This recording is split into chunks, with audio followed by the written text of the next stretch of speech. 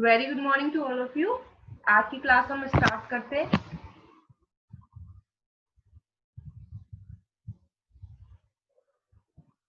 कुछ लोगों का बार बार कनेक्ट और डिस्कनेक्ट होता जा रहा है।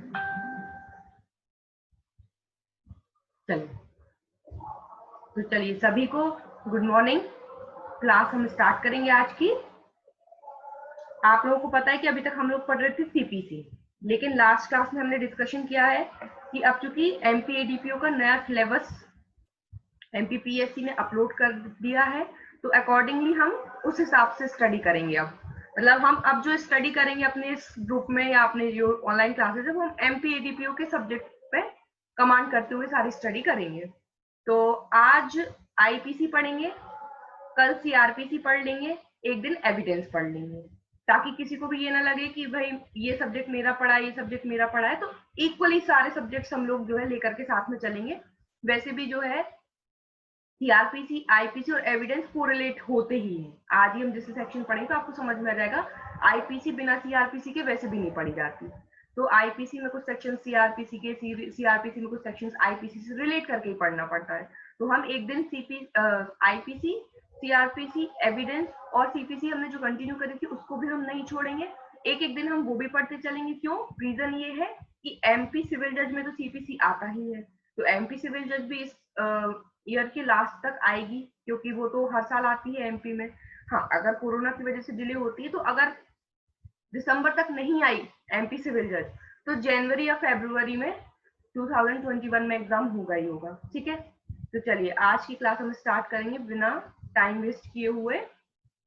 तो जैसा कि आप लोगों को पता है, शुरू से लेके अभी तक एक जो प्रोफार्मा आप लोगों को हमने बताया है कि कैसे किसी सब्जेक्ट को स्टार्ट करना है, कैसा उसका तरीका होता है, तो वो आपको फॉलो अप करना है इन सारे सब्जेक्ट्स के साथ। फॉर एग्जाम्पल, जैसे सबसे पहले आज हमने आईपीसी उठाई है, तो सबसे पहला काम आप लोगों का जो आज का रहेगा, वो आपका काम ये रहेगा कि आपको आईपीसी के टोटल 23 चैप्टर्स हैं। आईपीसी में टोटल 23 चैप्टर्स के नाम आप लोगों को याद हो जाने चाहिए कल तक। ये पूरे 23 चैप्टर्स के नाम क्या है और कौन से चैप्टर में किस सेक्शन से किस सेक्शन तक का कवर अप हो रहा है। For example, chapter first introduction section 1 से लेके 5 तक चलता है। चैप्टर सेकेंड जनरल एक्सप्लेनेशन आपका 6 से लेके 52A तक चलता है। चैप्टर थर्ड पनिशमेंट 53 से कहाँ तक चलता है, किसी को याद है? 75 तक चलता है।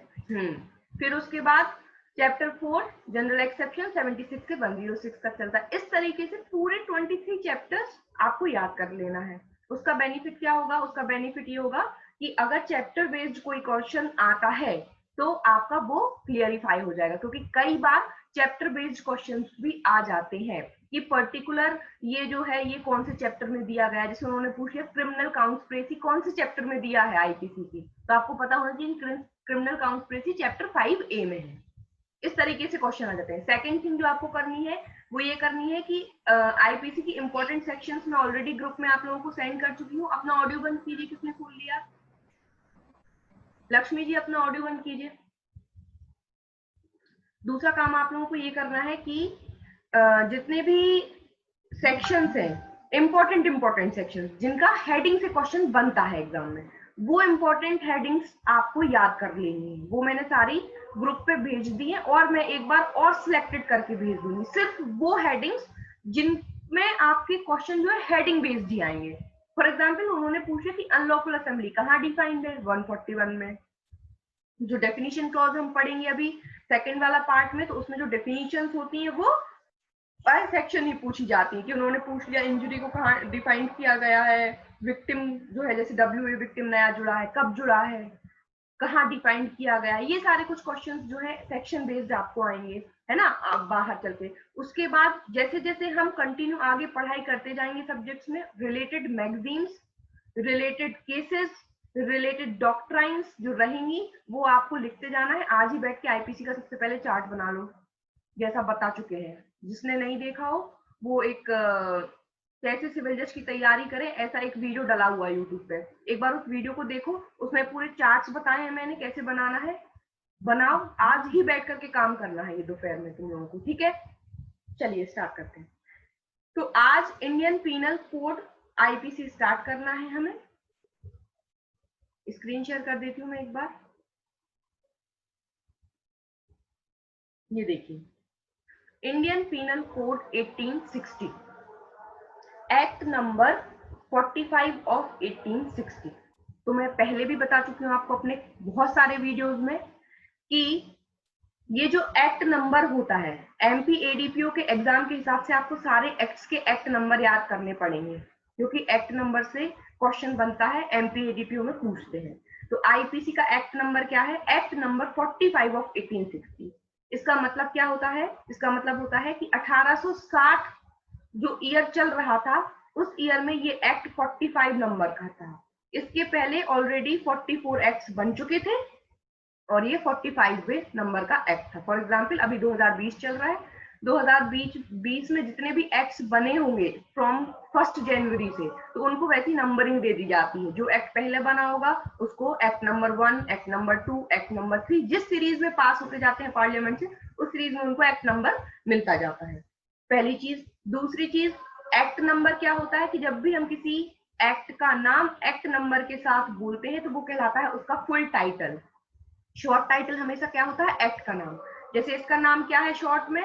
इंडियन पीनल कोड 1860, मतलब ये इसका शॉर्ट टाइटल कहलाएगा, इंडियन पीनल कोड 1860। लेकिन जब आप इसको एक्ट नंबर के साथ बोलेंगे तो ये इसका फुल टाइटल हो जाएगा। आगे बढ़ते हैं, तो आपको एक्ट नंबर याद रखना है इसका कि एक्ट नंबर क्या है? Act number 45 of 1860। इसकी असेंट डेट 6 अक्टूबर 1860। इसको सहमति कब मिली? 6 अक्टूबर 1860 को इसको असेंट मिली। लेकिन किसकी असेंट मिली? ये एक्ट 1860 का है, आजादी के पहले का है। उस समय प्रेसिडेंट का पद नहीं आया था, इसलिए यहाँ पे प्रेसिडेंट की सहमति, प्रेसिडेंट की असेंट नहीं मिली है, यहाँ पे मिली है गवर्नर जनरल एंड काउंसिल की, क्योंकि उस टाइम पे गवर्नर जनरल के हस्ताक्षर होते थे कोई भी विधि बनने के लिए। तो आपको यहाँ पे याद रखना है, अपने अपने बैरेक्स में लिख लीजिए जैसे मैंने लिखा है कि असेंट किसकी मिली है? इसको गवर्नर जनरल एंड काउंसिल की मिली है। उस टाइम पे प्रेसिडेंट का पद नहीं होता था। ऑब्जेक्ट इसका प्रिएम्बल जो ऑब्जेक्ट है वो क्या है? Whereas it is expedient to provide a general penal code for India, it is enacted as follow. Bharat के लिए एक साधारण दंड संहिता का उपबंध करना समीचीन है, अतः यह निम्नलिखित रूप से अधिनियमित किया जाता है। उन्होंने कह दिया कि भाई भारत के लिए जो है एक दंड संहिता की जरूरत है, इसलिए ये नियम बना दिया है। यहाँ से कोई क्वेश्चन नहीं बनने वाला है। आगे बढ़ते सेक्शन 1 में।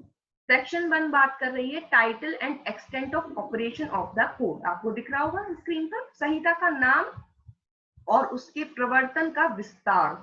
अमेंडमेंट हो चुका है, ध्यान से समझ लीजिए, पूछ सकते हैं। पहली चीज तो टाइटल क्या है? तो this act shall be called the Indian penal code. यह अधिनियम भारतीय दंड संहिता कहलाएगी। तो इसका शॉर्ट टाइटल हो गया भारतीय दंड संहिता Indian penal code, full title act number के साथ। And shall extend to whole of India, और अब इसका विस्तार संपूर्ण भारत पर होगा। अब ये जम्मू कश्मीर पर भी एप्लीकेबल होगी आईपीसी। ये कहां से अमेंडमेंट हो गया है? ये अमेंडमेंट हो चुका है जम्मू कश्मीर रीऑर्गेनाइजेशन एक्ट 2019 में अमेंडमेंट करके आईपीसी को जम्मू कश्मीर पे लागू कर दिया गया है, जब से वो कॉन्स्टिट्यूशन की आर्टिकल 370 हटी है।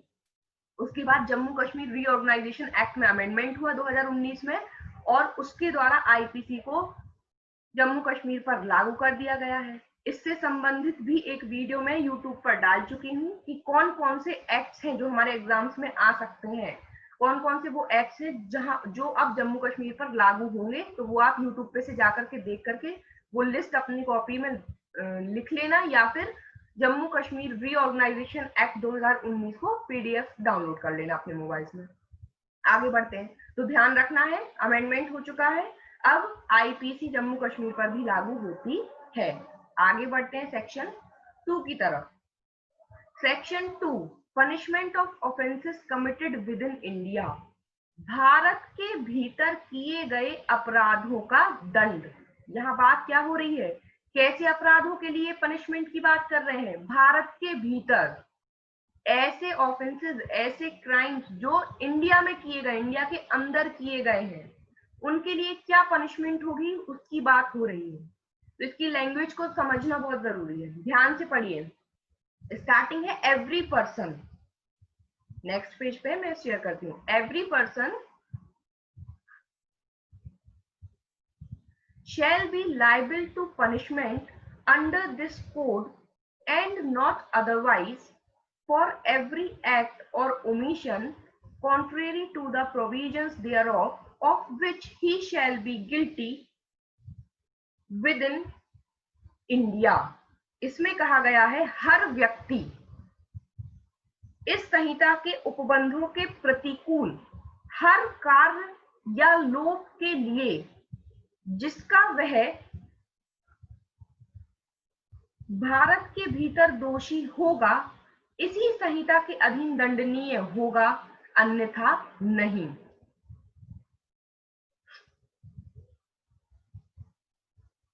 क्या कहा गया है इसमें कि इसमें जो वर्ड यूज है वो आपको याद रखना है, एवरी पर्सन। ये देखिए मैंने एवरी पर्सन पे गोला बना के रखा है, हर व्यक्ति, आप भी अंडरलाइन कर लीजिए।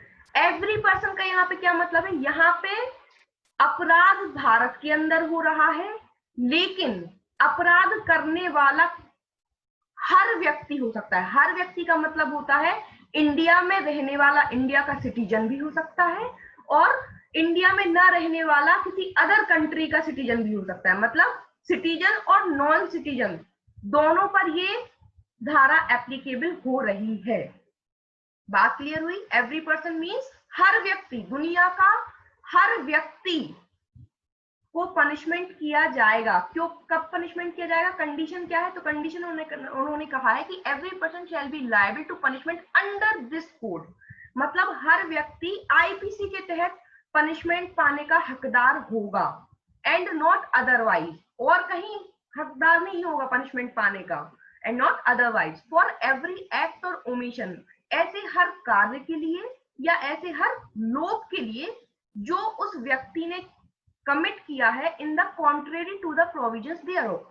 यदि उसने आईपीसी के प्रोविजंस को वायोलेट करते हुए कोई कार्य या लोक, कोई एक्ट या omission in contrary to IPC किया है, तो फिर वो आईपीसी के अंतर्गत पनिशमेंट पाने का हकदार होगा, of which he shall be guilty with in India, जिस इस संहिता के अधीन दंडनीय होगा, अन्यथा नहीं। Of which he shall be guilty with in India, जिसका वो भारत में क्या होगा, गिल्टी होगा,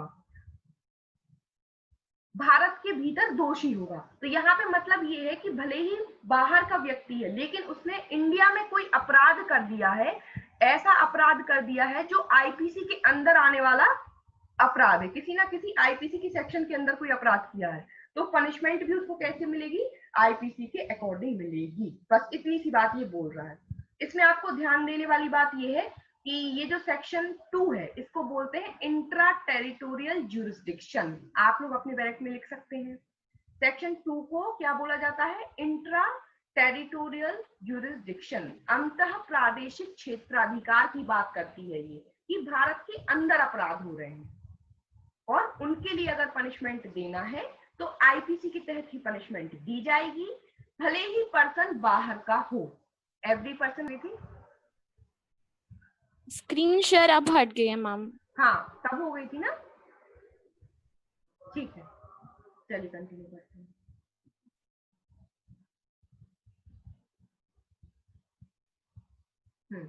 सेक्शन 2 जो बात करी है इसमें इंट्रा टेरिटोरियल ज्यूरिसडिक्शन है, अंतः प्रादेशिक क्षेत्राधिकार, बस इसमें इतना याद रखना है, ठीक है। आगे बढ़ते हैं हम। सेक्शन 3, सेक्शन 3 में क्या है, section 3 punishment of offenses committed beyond but which by law may be tried within India। Bharat से परे किए गए किंतु उसके भीतर विधि के अनुसार विचारणीय अपराधों का दंड। ये कह रहे हैं कि अब जो ऑफेंस, जो क्राइम किया गया है वो भारत से बाहर किया गया है, लेकिन जिस पर्सन ने वो क्राइम भारत से बाहर किया गया है वो ट्रायल के लिए लायबल है इंडिया के अंदर, तब पनिशमेंट क्या कैसी होगी। तो इसमें लिखा है any person liable by any Indian law. ये पॉइंट इंपॉर्टेंट है, इसको अंडरलाइन कर सकते हैं आप। Any person liable by any Indian law, यहाँ पे बात हो रहा है एनी पर्सन की। अब यहाँ एवरी पर्सन नहीं है, हर व्यक्ति की बात नहीं हो रहा है, कोई व्यक्ति जो इंडियन लॉ के द्वारा लाइबल है, मतलब यहाँ पे सिर्फ वो ही पर्सन इंक्लूडेड है जो लाइबल होंगे अंडर इंडियन लॉ, भारतीय विधि के अंदर जो लाइबल होंगे, to be tried for an offence committed beyond India. काय के लिए लाइबल होंगे? ट्राइड होने के लिए, विचारण के लिए, ऐसे ऑफेंस के विचारण के लिए जो उन्होंने कमिट किया है outside India, beyond India, Bharat के बाहर अपराध किया है, लेकिन उनका विचारण इंडियन लॉ के अकॉर्डिंग होगा, उसके लिए वो लाइबल है। Shall be dealt with according to the provisions of this code. तो ऐसे व्यक्ति जिनका ट्रायल के लिए वो लाइबल है इंडियन लॉ के अकॉर्डिंग, और ऐसे अपराध के लिए जो उन्होंने बाहर किया है, भारत के बाहर अपराध किया है, तो वो कैसे डील होंगे? वो अकॉर्डिंग टू आईपीसी डील होंगे। Shall be dealt with according to the provisions of this code, मतलब आईपीसी के अकॉर्डिंग डील किया जाएगा उनको। For any act committed beyond India, ऐसे एक्ट के लिए जो उन्होंने भारत के बाहर किया है, in the same manner as if such act has been committed within India, उसी सेम मैनर में उनके साथ डील किया जाएगा जैसे मानो वो अपराध उन्होंने भारत में ही किया है। ठीक है, तो हर ऐसा, एक बार हिंदी में भी लैंग्वेज देख लेते हैं, भारत से परे किए गए अपराध के लिए जो कोई व्यक्ति किसी भारतीय विधि के अनुसार विचारण का पात्र हो, भारत से परे किए गए किसी कार्य के लिए उससे इस संहिता के उपबंधों के अनुसार ऐसा बरता जाएगा मानो वह कार्य भारत के भीतर किया गया था। ठीक है, तो अब इस सेक्शन के साथ कोरिलेट होगी सेक्शन 4, क्योंकि इसमें तो सिर्फ उन्होंने आपको सिद्धांत बताया है कि यदि कोई पर्सन जिसने भारत के बाहर कोई अपराध किया है लेकिन वो पर्सन विचारण के लिए लायबल है इंडियन लॉ के अंतर्गत, तो उसको आईपीसी के अकॉर्डिंग डील किया जाएगा, और उसको ऐसा डील किया जाएगा मानो उसने वो अपराध भारत में ही किया हो। लेकिन अब ये जो पर्सन है, any person liable by any Indian law, ये कौन होंगे? तो ये बताया है आपको सेक्शन 4 में। सेक्शन 4 में बताया है वो पर्सन जो इंडियन लॉ के तहत लायबल होते हैं। ठीक है, तो देखिए कौन से पर्सन होते हैं वो, सेक्शन 4 को देखते हैं एक बार। ये देखिए, extension of code to extra territorial offences, इसमें कहा है राज्य क्षेत्रातीत अपराधों पर संहिता का विस्तार। मतलब राज्य क्षेत्रातीत मतलब जो हमारा राज्य क्षेत्र है जहां पर आईपीसी लागू है। आईपीसी लागू कहाँ है? होल ऑफ इंडिया में। तो राज्य क्षेत्रातीत, क्षेत्रातीत मतलब क्षेत्र के बाहर, तो इंडिया के बाहर के जो अपराध हैं उन पर कब आईपीसी एक्सटेंड करेगी, उन पर कब आईपीसी का विस्तार होगा, ये बोला गया है। राज्य क्षेत्रातीत अपराधों पर संहिता का विस्तार मतलब जो कोड है आईपीसी है, इसका एक्स्ट्रा टेरिटोरियल ऑफेंसेस पे एक्सटेंशन कब होगा? तो देखिए क्या लिखा है, the provisions of this code apply also to any offence committed by, मतलब आईपीसी के प्रोविजंस के जो एप्लीकेबिलिटी है वो ऐसे ऑफेंसेस पर होगा यदि वो कमिट किया गया है। पहला, any citizen of India in any place without and beyond India, Bharat के नागरिक द्वारा यदि कोई अपराध किया है, वो चाहे भारत से बाहर या भारत से परे किसी स्थान पर उसने किया है, लेकिन भारत का नागरिक है, तो वो पर्सन कौन हो गया? Liable to any Indian law, जो हमने अभी जस्ट सेक्शन 3 में पढ़ा ना, कि कोई ऐसा व्यक्ति जो भारतीय विधि के अनुसार विचारणीय है, तो हो गया। अपराध उसने भारत के बाहर किया है, अमेरिका में जाके अपराध किया है, लेकिन वो डील आईपीसी से भी होगा, और वहां के जो लोकल लॉज है अमेरिका के, वहां का तो अलग चलेगा। लेकिन अभी सिर्फ हम आईपीसी की बात करें कि आईपीसी कब एक्सटेंड कर जाएगी। तो यदि सिटीजन इंडिया का है और उसने अपराध बाहर कर दिया है, तो उस पर आईपीसी भी एप्लीकेबल हो जाएगी। अगर उसने वो अपराध कैसा किया है, वो अपराध उसने ऐसा किया है जो हमारे यहाँ आईपीसी में अपराध माना गया है, तो ये सारी बातें कोरिलेट होकर चलेंगी 3 और 4 की। Next, second, any person on any ship और aircraft registered in India wherever it may be, फिर ये कह रहे हैं कि भारत में रजिस्ट्रीकृत किसी पोत या विमान पर, अब ये जो शिप या एयरक्राफ्ट है ये कहाँ का है? ये इंडियन है, इंडिया में रजिस्टर है, मतलब इंडियन शिप है या इंडियन एयरक्राफ्ट है, चाहे वह कहीं भी हो। अब भाई विमान है तो ऑब्वियस सी बात है एक कंट्री से दूसरी कंट्री जाता होगा, शिप भी एक कंट्री से दूसरी कंट्री जाता होगा। तो अब वो कहीं पर भी है, किसी व्यक्ति द्वारा किए गए किसी अपराध को लागू है, तो अब उस शिप में, उस विमान में जरूरी नहीं है कि इंडियन सिटीजन ही होंगे, उसमें बाहर के लोग भी हो सकते हैं। इसमें वर्ड है any person. Any person means कोई भी व्यक्ति। तो कोई भी व्यक्ति का मतलब होता है सिटीजन चाहे नॉन सिटीजन। अगर सिटीजन या नॉन सिटीजन जो भारत में रजिस्टर्ड शिप और विमान पर है और कोई अपराध करता है तो उस पर आईपीसी लागू हो जाएगी। अमेरिका का कोई व्यक्ति भारत में रजिस्टर्ड शिप पर है और उसने उस शिप पर चोरी कर दी, डकैती कर दी, तो उस पर आईपीसी लागू हो जाएगी। या कोई और अपराध कर दिया, उस शिप पे मर्डर कर दिया, तो भी आईपीसी लागू हो जाएगी क्योंकि वो इंडियन में रजिस्टर्ड है। Third, any person in any place without and beyond India committing offense targeting a computer resource located in India। Bharat से बाहर और परे किसी स्थान में कोई व्यक्ति, अब ये जो कोई व्यक्ति है ये भारत में नहीं है, भारत से बाहर है, मतलब नॉन सिटीजन की बात हो रही है, लेकिन वो क्या कर रहा है, भारत में स्थित किसी कंप्यूटर साधन को लक्ष्य करते हुए अपराध कारित करता है।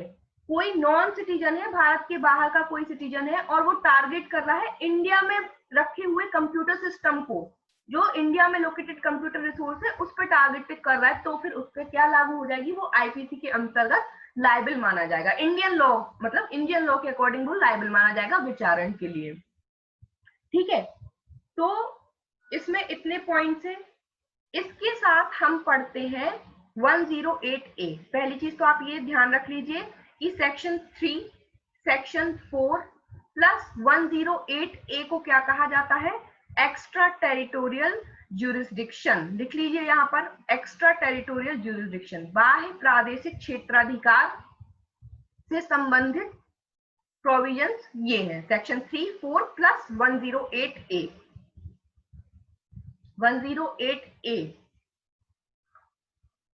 108A में बताया गया है amendment in India of offences outside India, Bharat से बाहर के अपराधों का भारत में दुष्प्रेरण, इसलिए वो भी क्या है, राज्य क्षेत्रातीत अपराधों वाली बात हो रही है। तो बस इतना लिख लीजिए, ये क्या कहलाता है, एक्स्ट्रा टेरिटोरियल ज्यूरिसडिक्शन।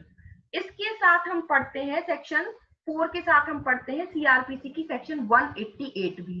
ठीक है, तो इसको हम 188 को बाद में देख रहे हैं, पहले हम इसको 4 को कंप्लीट करेंगे। 4 में आगे एक एक्सप्लेनेशन दिया हुआ है, वो और देख लीजिए। एक्सप्लेनेशन में बताया गया है कि अपराध क्या होगा। तो इन्होंने कहा है कि the word offence includes every act committed outside India which if committed in India would be punishable under this code।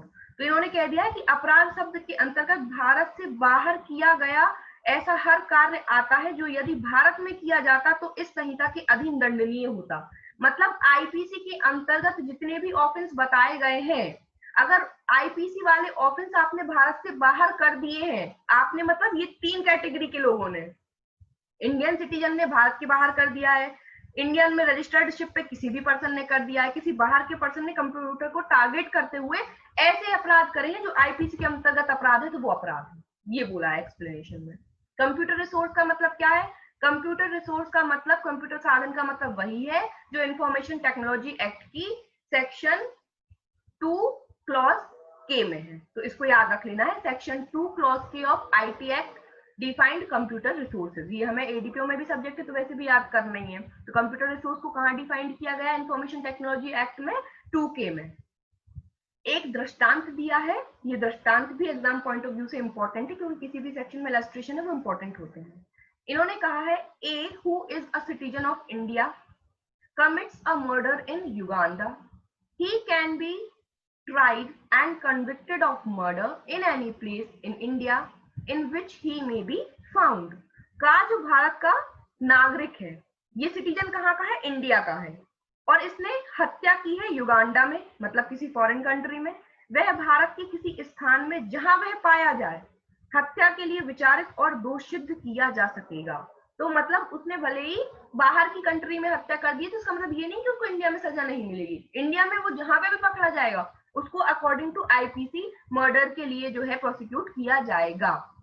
ये हो गई आपकी सेक्शन 3, 4 एक्स्ट्रा टेरिटोरियल ज्यूरिसडिक्शन। इसके साथ पढ़ना है हमें सीआरपीसी की सेक्शन 188। क्लास का टाइम अभी है, चलिए 188।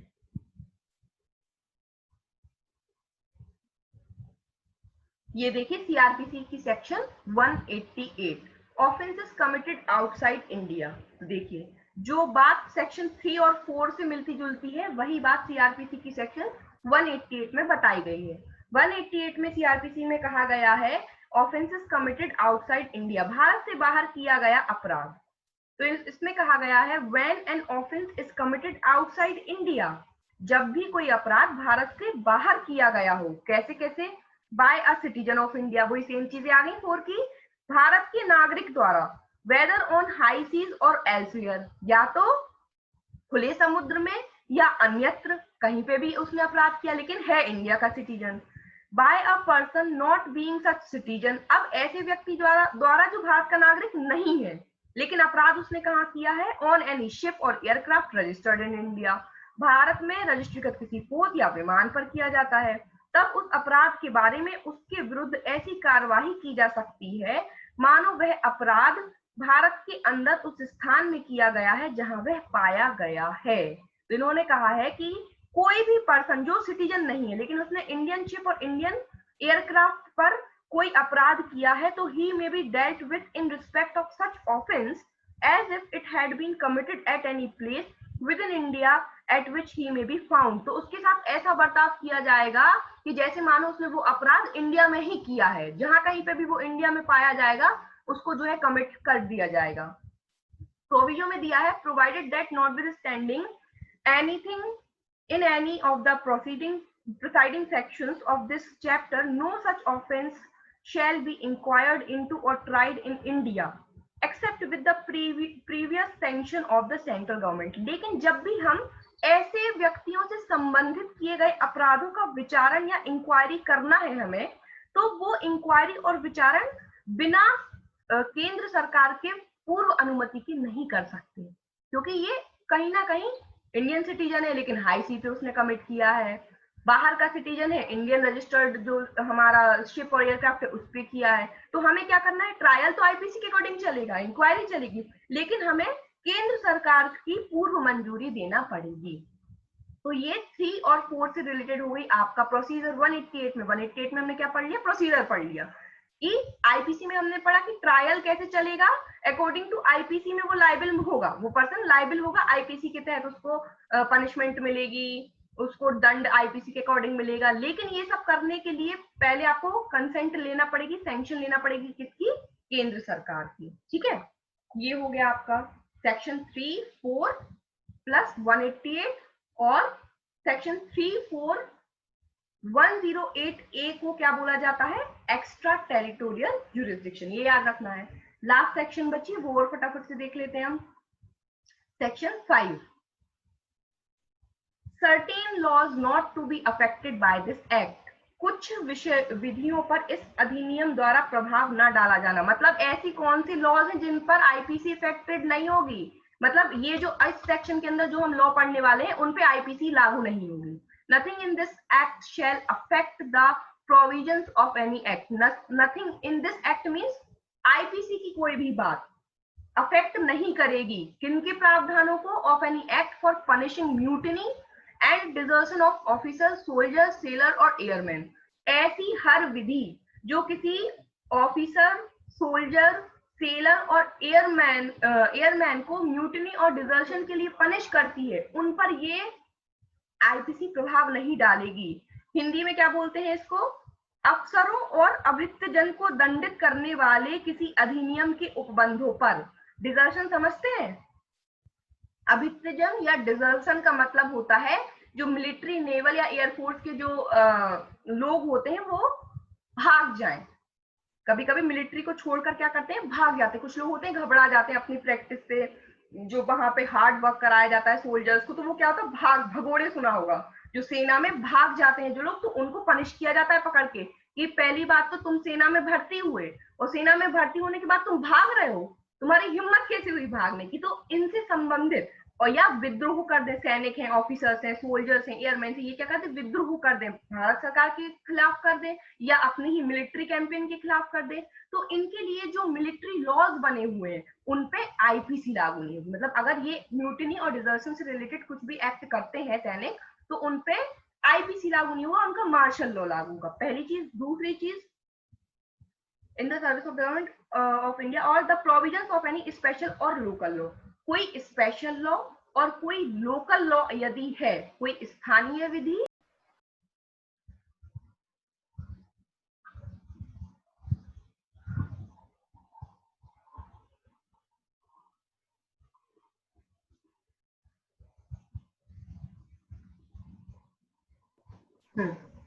तो दूसरी बात इसमें बताई गई है स्पेशल लॉ और लोकल लॉ, स्थानीय विधि और विशेष विधि। तो जितनी भी स्थानीय विधि और विशेष विधि होती हैं उन पर भी आईपीसी एप्लीकेबल नहीं होगी। ऑडियो बंद कीजिए। स्पेशल लॉ और लोकल लॉ क्या होते हैं? स्पेशल लॉ वो लॉ जो स्पेशल सब्जेक्ट्स पे बने होते हैं, जैसे आर्म्स एक्ट। आर्म्स एक्ट क्या है? एक सब्जेक्ट पे बना हुआ है, मतलब आयुध से रिलेटेड जितने भी हैं, एनडीपीएस है ना, तो एनडीपीएस ये स्पेशल लॉ है। लोकल लॉ जो स्थानीय आधार पे बने होते हैं, for example MP accommodation act, वो किसके लिए बना है? एमपी में जितने भी किराएदारी हैं उससे संबंधित वो लोकल लॉ, जो स्टेट वाइज लॉज होते हैं वो लोकल लॉज कहलाते हैं। ठीक है, तो जब कोई स्पेशल लॉ और लोकल लॉ होता है तो उस पर भी आईपीसी एप्लीकेबल नहीं करेगी।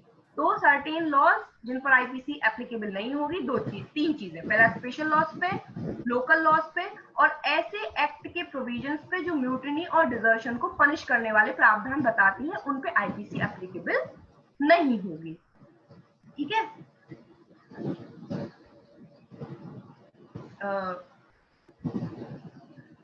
ऑडियो बंद कीजिए अपना, किसका खुला हुआ है? सोनम अपना ऑडियो बंद कीजिए।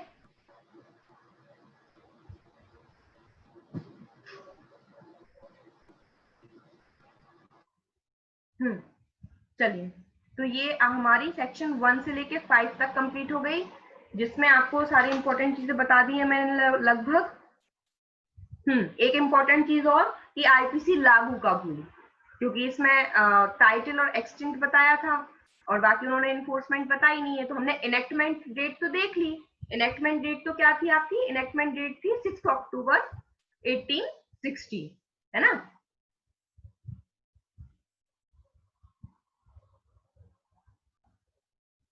ये होती है इनेक्टमेंट डेट, जो भी एक्ट की यहाँ साइड में दी होती है ना, ये होती है इनेक्टमेंट। इस तारीख को क्या होता है? अधिनियम बना था। बस याद रखना है कि इस प्रेसिडेंट ने असेंट नहीं दी थी, गवर्नर जनरल एंड काउंसिल ने दी थी। और ये लागू कब हुआ है?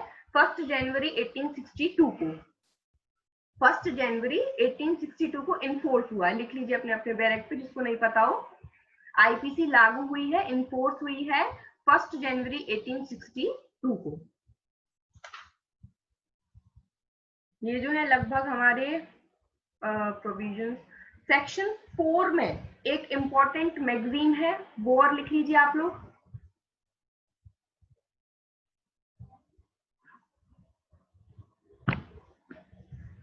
सेक्शन 4 क्लॉज 2, सेक्शन 4 क्लॉज 2 से रिलेटेड मैगजीन है, आपको दिख रही होगी यहाँ नीचे, देखिए ब्लैक कलर के पेन से लिखी हुई है, कम्युनिस्ट होस्टिस ओमनिमम। कम्युनिस्ट होस्टिस ओमनियम, इसका मतलब होता है they are common enemies of all. COMMUNIS, कम्युनिस्ट, COMMUNIS, कम्युनिस्ट, होस्टिस, HOSTIS, होस्टिस, ओमनियम, OMNIUM, OMNIUM, ओमनियम। ठीक है, इसका मतलब क्या होता है? मतलब लिख लीजिए डैश लगा के, they are common enemies of all, ये सभी के कॉमन शत्रु होते हैं, सभी के समान शत्रु होते हैं। ये किस पे है? सेक्शन 4 क्लॉज 2 पर है ये मैगजीन। ऐसा क्यों है? क्योंकि सेक्शन 4 क्लॉज 2 में क्या बोला था? Any person on any ship और aircraft registered in India wherever it may be, मतलब इंडिया में रजिस्टर्ड शिप और एयरक्राफ्ट है वो कहीं पे भी हो सकता है, हाई सी में हो सकता है, खुले समुद्र में हो सकता है, कहीं पर भी है। और वहां पर उस शिप में और एयरक्राफ्ट में दो कंट्रीज के बीच में आवन जावन के लिए वो यूज किया जा रहा है, मतलब वहां पे अदर कंट्रीज के भी मेंबर्स हो सकते हैं उस शिप पे, उस एयरक्राफ्ट पे। और अगर ऐसी शिप और एयरक्राफ्ट पे कोई व्यक्ति अपराध करता है तो उसमें तो सारे पैसेंजर्स बैठे, अदर कंट्रीज के भी बैठे, हमारे यहाँ के भी बैठे, तो उसमें जो अपराध करने वाला व्यक्ति वो कैसा हो गया, सभी के लिए समान हो गया ना, वो तो शत्रु।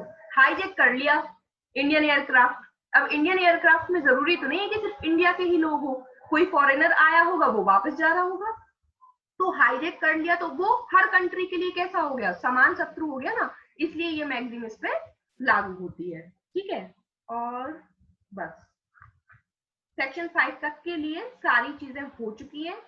अब सेक्शन 5 तक में आप लोगों को जो भी डाउट हो वो आप लोग पूछ सकते हैं। किसी को भी कोई डाउट आ रहा हो पूछ लीजिए, अपना ऑडियो ऑन करके पूछते जाइए। जी मैम। 1 जनवरी 1862 और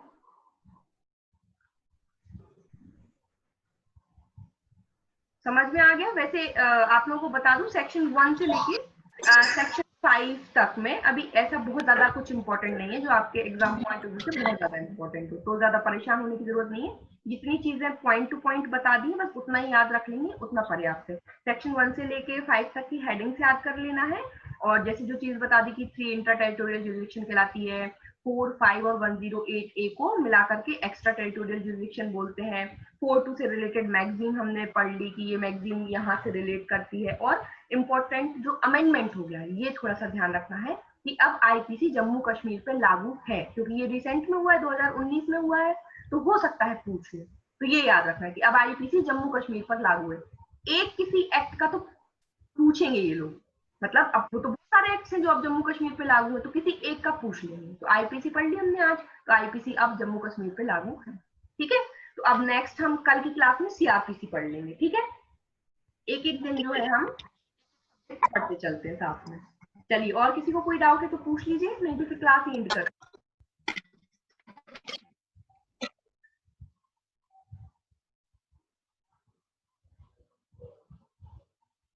चलिए, सभी को समझ में आ गया मतलब अच्छे से? हाँ ma'am. Yes ma'am. Okay, done. चलिए, तो फिर कल की क्लास में मिलते हैं हम सीआरपीसी के साथ। ठीक है, okay, thank you ma'am. Bye bye, stay safe, stay home. Bye, thank you ma'am.